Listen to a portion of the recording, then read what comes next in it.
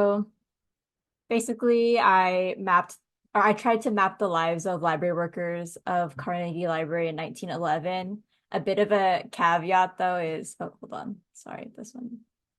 A bit of a caveat, though.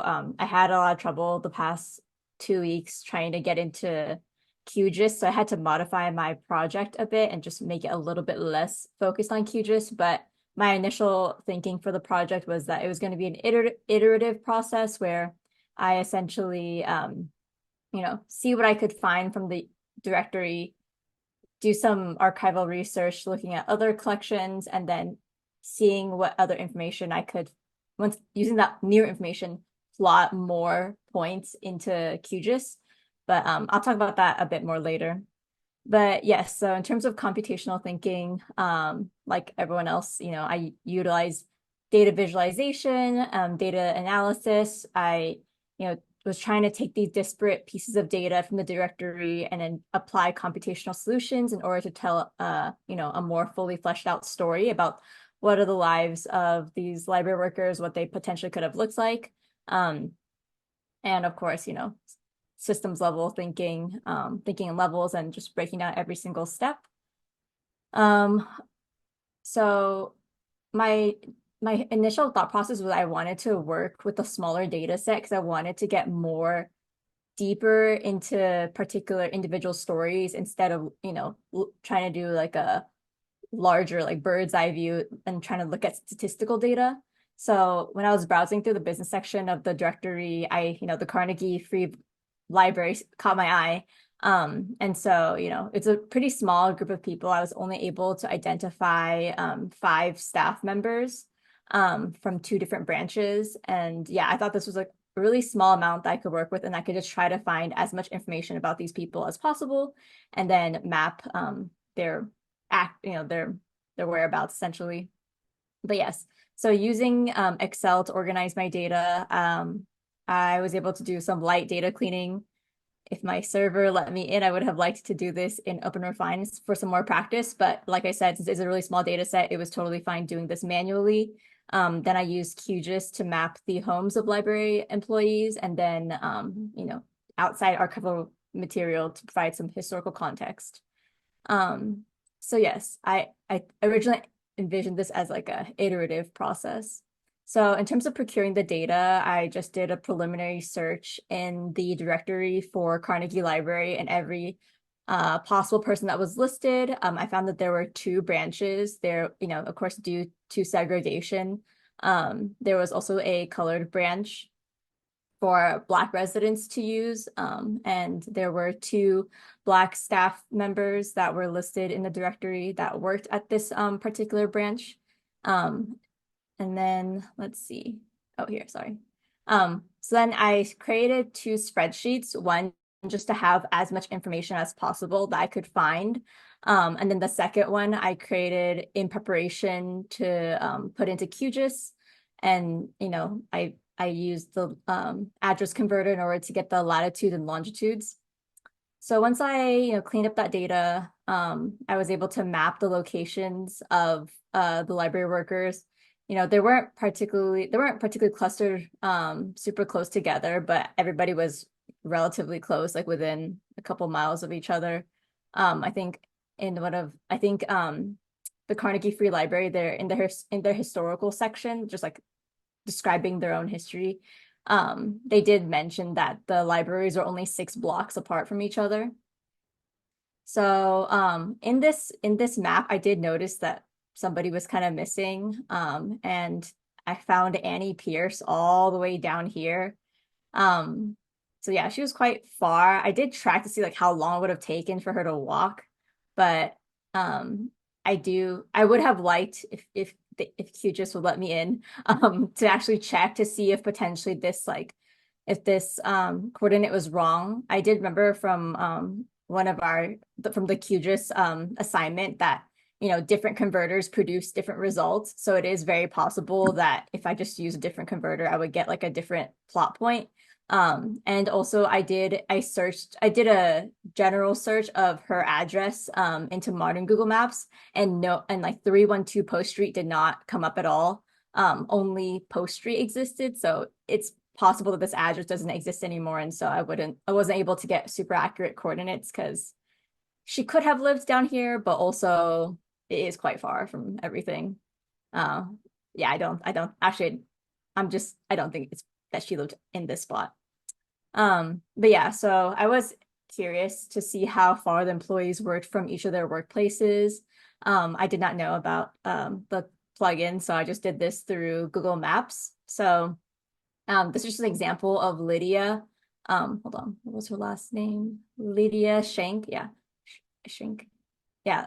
Lydia Shank's potential commute that she would have taken. It would have taken her about 18 minutes on foot or 4 minutes by car to get from her library to her job. And then I also plotted, or I just did tests for everyone else too. Joss Owens would have taken 16 minutes by foot, Sally Adams 9 minutes by foot, and Mary B. Palmer was 2 minutes by foot. She lived right down the street from her library.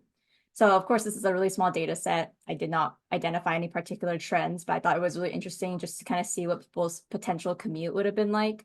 I did try to get a closer look at the library staff because, of course, the directory kind of just gave me little hints to start off with, and then that was kind of what started my archival research. So I found it extremely difficult to find personal information about the employees. Of course, this is like 1911.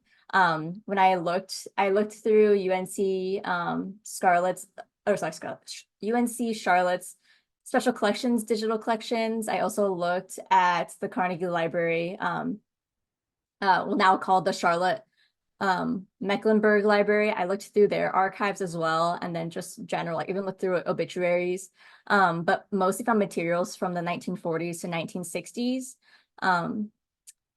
In general, this is what I was able to find. So this is a postcard from the Carnegie Free Library, like digital repository. And so this is what it looked like in 1909. This is like an artistic rendering of it. And then this is what the Brevard Street Library looked like from 1905 to 1961. As you can tell, there's a really big difference in the size of the libraries as well as just the design. It's far more ornate in the free library that served the white residents compared to the Black residents at the Brevard Library.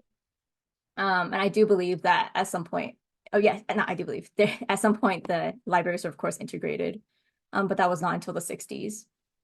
So Lydia Shanks, she was the first Black librarian who worked at the Brevard Street Library, and she was the only librarian on staff at the time. And from what I could find, she served the library for at least over 10 years.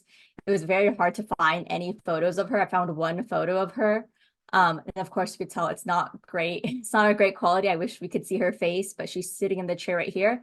And also kind of gives us a little bit of insight as to what the interior of the library looked like at the time. And then also I found this in Colored Charlotte, Colored Charlotte, which is a publication, a Black publication. And this is a brief description of what the library looked like. It describes the libraries having two large reading rooms. A large library has more than 9,000 volumes on its shelf as of 1950, or sorry, 1915. And yes, and it also mentions Lydia as well. And then Anne Pierce, at the time of the directory I looked at 1911, she was listed as an assistant at Carnegie Free Library, but by 1918, she would actually later on become the head librarian at the Carnegie Library as they decided to expand their services from citywide to countywide.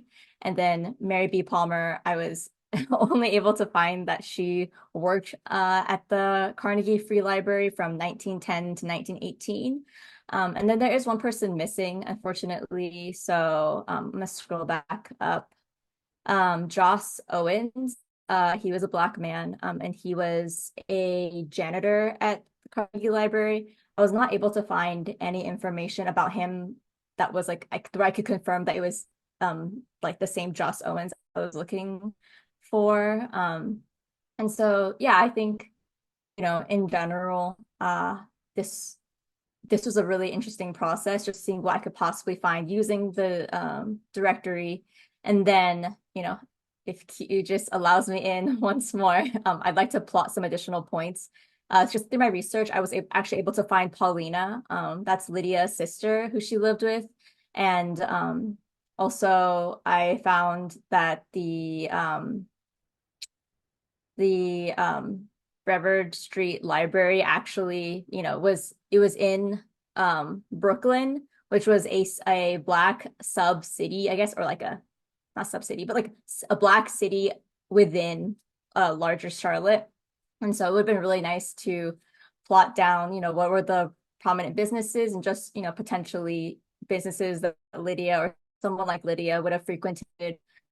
And yeah, just also if I had more time, I would have had liked to find more information about, the other librarians. But yeah, overall, I think my conclusion was what I kind of expected was that it would be extremely hard to find information about these library workers in 1911. But yeah, overall, I had a good time.